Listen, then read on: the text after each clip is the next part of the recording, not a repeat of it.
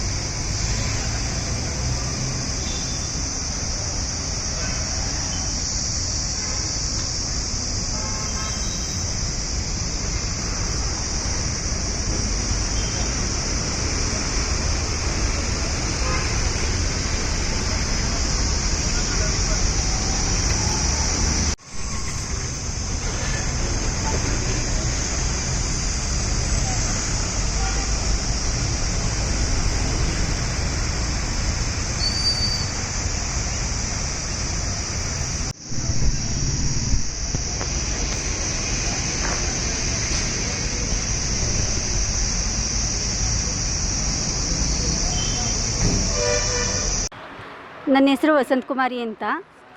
ನಾವಿಲ್ಲಿ ಹಕ್ಕುಪತ್ರ ಕೊಟ್ಟು 4 ವರ್ಷ ಆಗಿದೆ. ರಾಮನಾಥ್ಪುರ ಹಕ್ಕುಪತ್ರ ಕೊಟ್ಟು 4 ವರ್ಷ ಆಗಿದೆ. ನಮಗೆ ಖಾತೆ ಮತ್ತು ಈ ಸೊತ್ತು ಮಾಡಿಕೊಡ್ತಿಲ್ಲ ಅನ್ನೋ ಕಾರಣಕ್ಕೋಸ್ಕರ ಇಲ್ಲಿ ಧರಣಿ ಕೂತ್ಕೊಂಡಿದ್ವು. ಇವತ್ತೇನಪ್ಪ ಆಯಿತು ಅಂದರೆ DC ಆಫೀಸ್ ಮುಂದೆ ನಾವು ಇವತ್ತಿಗೆ 5ನೇ ದಿನ ಹೋರಾಟ ನಡೀತಾ ಇದೆ.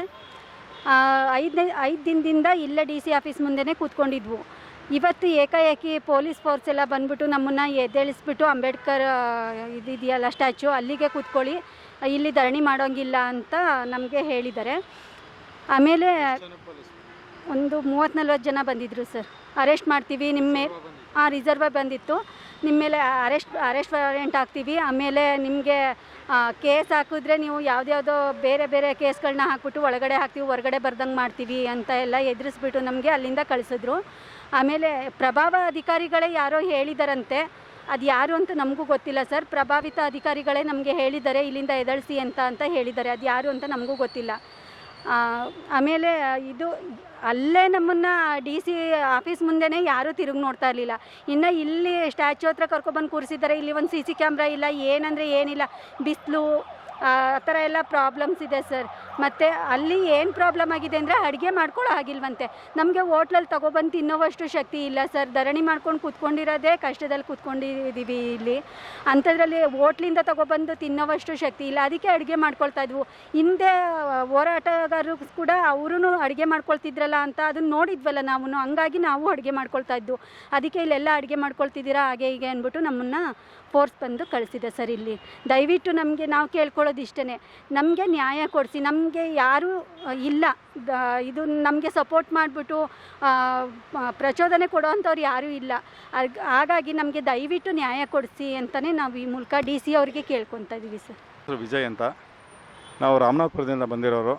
ವಸತಿ ರೈತರು ಕಳೆದ 4ರಿಂದ 5 ದಿನಗಳಿಂದ ಇಲ್ಲಿ DC ಕಚೇರಿಯವ್ರ ಮುಂದೆ ಧರಣಿ ಮಾಡ್ತಾಯಿದ್ದೀವಿ. ಕಾರಣ ಏನು ಅಂತಂದರೆ ನಮಗೆ ಹಕ್ಕುಪತ್ರ ಕೊಟ್ಟು 4 ವರ್ಷ ಆಗಿದೆ. 4 ವರ್ಷದಿಂದ ಇಲ್ಲಿವರೆಗೂ ಕೂಡ ನಾವು ತಿರುಗದೇ ಇರೋ ಕಚೇರಿ ಇಲ್ಲ, ನಾವು ಮಾತಾಡಿಸದೇ ಇರೋ ಅಧಿಕಾರಿಗಳಿಲ್ಲ, ಯಾರೂ ಕೂಡ ನಮಗೆ ನ್ಯಾಯ ಕೊಡ್ತಾ ಇಲ್ಲ. ಆ ಉದ್ದೇಶಕ್ಕೋಸ್ಕರ ಇಲ್ಲಿ DC ಮೇಡಮ್ ಕಚೇರಿ ಮುಂದೆ ನ್ಯಾಯಕ್ಕೋಸ್ಕರ ಕೂತ್ಕೊಂಡಿದ್ದೀವಿ. 4ರಿಂದ 5 ದಿನ ಆದರೂ ಕೂಡ ಯಾರೂ ಕೂಡ ಇದುವರೆಗೂ ಕೂಡ ಭರವಸೆಗಳು ಕೊಡ್ತಾ ಇದ್ದಾರೆ, ನಾವು ಮಾಡ್ತೀವಿ, ಆಗುತ್ತೆ ಹೋಗುತ್ತೆ ಅಂತ ಇರೋರ್ತು ನಮಗೆ ಕ್ಲಾರಿಟಿ ಯಾರೂ ಕೊಡ್ತಾ ಇಲ್ಲ. ಆದರೆ ಇವತ್ತು ಬೆಳಿಗ್ಗೆ ನಾವೆಲ್ಲ ಕೆಲವರೆಲ್ಲ ಊಟ ತಿಂಡಿಗೆ ಅಂದ್ಬಿಟ್ಟು ಮುಖ ತೊಳೆಯೋಕ್ಕೆ ಹೊರಗಡೆ ಹೋಗಿದ್ವಿ. 8ರಿಂದ 10 ಜನ ಹೆಂಗಸರು ಮತ್ತು ಈ ಅಂಗವಿಕಲರು ಕೂತ್ಕೊಂಡಿದ್ರು. ಅಲ್ಲಿ ಕೂತ್ಕೊಂಡು ಜಾಗಕ್ಕೆ ಏಕಾಏಕಿ 40ರಿಂದ 45 ಜನ ಪೊಲೀಸ್ನವ್ರನ್ನ ಕರೆಸಿ ಎಲ್ಲರೂ ಈ ಅಂಬೇಡ್ಕರ್ ಪ್ರತಿಮೆ ಹತ್ರ ಪ್ರತಿಭಟನೆ ಮಾಡಬೇಕು, ನೀವು ಇಲ್ಲಿ ಮಾಡಲಿಕ್ಕಾಗಲ್ಲ ಹಾಗೆ ಹೀಗೆ ಅಂತೆಲ್ಲ ಹೇಳಿದರು. ಕಡಿಮೆ 4ರಿಂದ 5 ದಿನ ನಾವು ಅಲ್ಲಿದ್ದೀವಿ, ಯಾರೂ ಕೂಡ ನಮ್ಮನ್ನು ನೋಡ್ತಾ ಇಲ್ಲ, ಏನಾಗಿದೆ ಎಂತ ಅಂತ ಕೇಳ್ತಾ ಇಲ್ಲ. ಇಲ್ಲಿ ಹೆಚ್ಚು ಕಡಿಮೆ ತಿಂಗಳು ಕೂತ್ಕೊಂಡ್ರು ಕೂಡ ಯಾರೂ ನಮ್ಮನ್ನು ಗಮನಿಸಲ್ಲ. ನಮಗೆ ನ್ಯಾಯ, ಬಡವರಿಗೆ ನ್ಯಾಯ ಯಾರು ಕೊಡೋದು? ನ್ಯಾಯಕ್ಕೋಸ್ಕರ ಬಂದೀವಿ, ನಾವು ಏನೂ ಕೇಳ್ತಾ ಇಲ್ಲ. ಅವ್ರು ಕಾರಣ ಕೊಡ್ತಾ ಇರೋದು ಇವಾಗ ಇಷ್ಟೇ, ಇಲ್ಲಿ ಒಲೆ ಹಚ್ಚುತ್ತಾ ಇದ್ದಾರೆ, ಇಲ್ಲಿ ಗೌರ್ಮೆಂಟ್ ವೆಹಿಕಲ್ಗಳು ನಿಲ್ತಾ ಇದ್ದಾವೆ, ಸಮಸ್ಯೆ ಆಗುತ್ತೆ ಅಂತ ಹೇಳ್ತಾ ಇದ್ದಾರೆ. ಅಟ್ಲೀಸ್ಟ್ ಅವ್ರು ನಮ್ಗೆ ಹೇಳ್ಬೋದಾಗಿತ್ತು, ನಿಮಗೆ ಒಲೆ ಹಚ್ಕೊಂಡು ಅಡುಗೆ ಮಾಡ್ಕೊಳ್ಳೋದಾರೆ ಹೊರಗಡೆ ಮಾಡ್ಕೊಳ್ಳಿ, ನೀವು ಇಲ್ಲಿ ಸಮಸ್ಯೆ ಆಗುತ್ತೆ ಅಂತಂದರೆ ನಾವು ಶಾಂತಿಯುತವಾಗಿ ಇದುವರೆಗೂ ಕೂಡ ಸ್ಟ್ರೈಕ್ ಮಾಡ್ತಾಯಿದ್ವಿ, ಧರಣಿ ಮಾಡ್ತಾಯಿದ್ವಿ, ಶಾಂತಿಯುತವಾಗಿ ಮಾಡ್ತಾಯಿದ್ವಿ. ಅವರು ನಮ್ಮನ್ನು ಏಳಿಸ್ಲಿಕ್ಕೆ ಒಂದು ಕಾರಣ ಕೊಟ್ಟಿದ್ದಾರೆ, ಇಲ್ಲಿ ಒಲೆ ಹಚ್ಚುತ್ತಾ ಇದ್ದಾರೆ ಅಂತ. ನಮ್ಮನ್ನು ಏಳಿಸೋ ಉದ್ದೇಶದಿಂದ ನಮ್ಮ ಬಡ ಜನರು ಯಾರ ಹತ್ರ ನ್ಯಾಯ ಕೇಳಬೇಕು? ಏನು ಇದನ್ನು ನೋಡಿ DC ಮೇಡಮ್ ಆದರೂ ನಮಗೆ ನ್ಯಾಯ ಕೊಡಿಸ್ಬೇಕು ಅಂತ ಕೇಳ್ಕೊಳ್ತಾ ಇದ್ದೀವಿ. ಇಲ್ಲ, 2-3 ಸರಿ ಬಂದು ಹೇಳಿದರು, ಆಗುತ್ತೆ, ಒಂದು ಟೈಮ್ ಕೊಡಿ, ಒಂದು 15 ದಿನ ಟೈಮ್ ಕೊಡಿ, ಒಂದು ವಾರ ಟೈಮ್ ಕೊಡಿ ಅಂತ ಹೇಳಿದರು. ಆದರೆ ಅವರಿಂದ ನಮಗೆ ನಿಜವಾಗ್ಲೂ ಸಮಸ್ಯೆ ಆಗ್ತದೆ. ಟೈಮ್ ಕೊಟ್ಟರೆ ಏನಾಗ್ತದೆ ಅಂದರೆ, ಟೈಮ್ ಕೊಡೋದು ದೊಡ್ಡ ವಿಷಯ ಅಲ್ಲ. ನಾವು 4 ವರ್ಷದಿಂದ ಪ್ರತಿ ಆಫೀಸರ್ಗಳು, ಪ್ರತಿ ಅಧಿಕಾರಿಗಳು ಇದನ್ನೇ ಹೇಳ್ಕೊಂಡು ಬಂದರು. ಭರವಸೆನೇ ಆಗಿ ಹೋಗಿದೆ ನಮಗೆ, ಯಾರು ಕೂಡ ಕ್ಲಾರಿಟಿ ಕೊಡ್ತಾ ಇಲ್ಲ. ಆಗಿದೆ, ನಿಮಗೆ ಸಮಸ್ಯೆ ಆಗಿದೆ, ಹೌದು. ಯಾಕೆಂದರೆ ನಾವು ಎಲ್ಲೂ ಕೂಡ ಅನ್ಯಾಯ ಮಾಡಿಲ್ಲ, ಯಾವುದೂ ಕೂಡ ಬೇರೆ ರೀತಿಯಲ್ಲಿ ತೊಗೊಂಡಂಥದ್ದಲ್ಲ. ಸರ್ಕಾರದಿಂದ ಎಲ್ಲರೂ ಕೂಡ 4ರಿಂದ 5 ತಿಂಗಳು ಸರ್ವೆ ಮಾಡಿ ಆಮೇಲೆ ಹಕ್ಕುಪತ್ರ ಕೊಟ್ಟಿರೋದು. ಈಗ ಖಾತೆ ಮಾಡ್ಕೊಳ್ಳಿಕ್ಕೆ ಏನು ಸಮಸ್ಯೆ ಆಗಿದೆ ಅಂತ ನಮಗೆ ಗೊತ್ತಾಗ್ತಾ ಇಲ್ಲ. ಇಲ್ಲದೇ ಇರೋದೆಲ್ಲ ಕಾರಣ ಹೇಳಿ, ನೂರಾರು ಕಾರಣ ಹೇಳಿ ನಮ್ಮನ್ನು ಸಂಕಷ್ಟಕ್ಕೆ ದುಡಿದ್ದಾರೆ. ಯಾಕೆಂದರೆ ಪ್ರತಿದಿನ ನಾವು ಒಂದೊಂದು ದಿನವೂ ಕೂಲಿ ಮಾಡ್ಕೊಂಡು ತಿನ್ನೋಂಥ ಜನಗಳು ನಮ್ಮಲ್ಲಿರೋದು. ಒಂದು ದಿನ ಕೂಲಿಗೆ ಹೋಗಲಿಲ್ಲ ಅಂದರೆ ಅವ್ರಿಗೆ ನಾಳೆ ಊಟ ಇಲ್ಲ. ಬರೀ ನಾವು ಧರಣಿ ಮಾಡ್ಕೊಂಡು ಕೂತ್ಕೊಂಡ್ರೆ ಯಾಕೆಂದರೆ ಮಕ್ಕಳು ವಿದ್ಯಾಭ್ಯಾಸ ಮತ್ತು ಸಣ್ಣ ಮಕ್ಕಳೆಲ್ಲ ಮನೇಲಿ ಬಿಟ್ಟು ಬಂದಿದ್ದೀವಿ.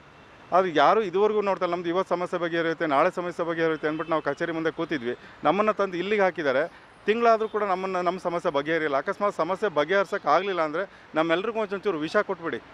ವಿಷ ಕೊಟ್ಟು ನೆಮ್ಮದಿಯಾಗಿ ಅಥವಾ ಹೋಗ್ಬಿಡ್ತೀವಿ. ಯಾಕೆ ನಮ್ಮಿಂದ ನಿಮಗೆ ತೊಂದರೆ ಆಗ್ತಾಯಿದೆ ಅಂದರೆ ಅಷ್ಟನ್ನಾರು ಕೊಡಿ. ಇಲ್ಲ, ನೆಮ್ಮದಿಯಾಗಿ ಬದುಕಲಿಕ್ಕೆ ಹಕ್ಕುಪತ್ರ ಕೊಟ್ಟಿದ್ದೀರಿ, ಒಂದು ಖಾತೆ ಮಾಡಿಕೊಟ್ಟು ಅಲ್ಲಿ ಏನೋ ಒಂದು ಸಣ್ಣದಾದ ಸೂರು ಮಾಡ್ಕೊಳ್ಳಿಕ್ಕೆ ಒಂದು ಅನುಕೂಲ ಮಾಡಿಕೊಡಿ. ದಯವಿಟ್ಟು ನಮ್ಮ ಬಡವ್ರ ಮೇಲೆ ನಿಮಗೆ ಕಾಳಜಿ ಇದ್ದರೆ, ಸುಮ್ಮನೆ ಪ್ರಚಾರಕ್ಕೋಸ್ಕರ ನೀವು ಅಲ್ಲಿ ಇಲ್ಲಿ ಬಡವ್ರದ್ದು ನಮಗೆ ಅಲ್ಲ 100 ಮನೆ ಕೊಟ್ಟೋ, 500 ಮನೆ ಕೊಟ್ಟೋ, 1000 ಮನೆ ಕೊಟ್ಟೋ ಅಂತ ಪ್ರಚಾರಕ್ಕೋಸ್ಕರ ಮಾಡ್ತಾಯಿದ್ದೀರಿ. ಆದರೆ ನಮ್ಮಂಥ ಬಡವರುಗಳು ನಿಮ್ಗೆ ಯಾಕೆ ಕಾಣಿಸ್ತಾ ಇಲ್ಲ ಅಂತ ನಮ್ಮ ಪ್ರಶ್ನೆ ಆಗಿದೆ. ನೀವು ನಿಜವಾಗ್ಲೂ